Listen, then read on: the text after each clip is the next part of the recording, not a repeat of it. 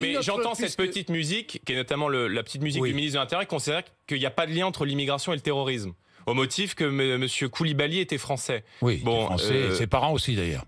D'accord. Sauf que beaucoup étaient français par droit du sol. Voilà. Et que beaucoup de gens qui ont commis des attentats terroristes dans notre pays sont le fait de nos filières migratoires. Donc vous voyez, quand une grande partie des terroristes ces dernières années étaient français. Quand le ministre de l'Intérieur...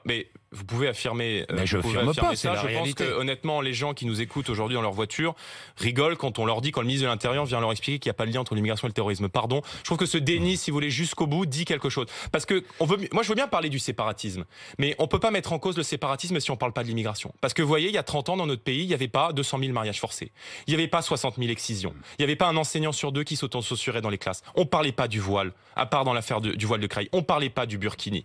Donc aujourd'hui, la politique migratoire totalement anarchique qui est conduite dans notre pays remet évidemment en cause l'unité du pays et il est évidemment temps de l'arrêter parce que nous n'avons plus d'autre choix.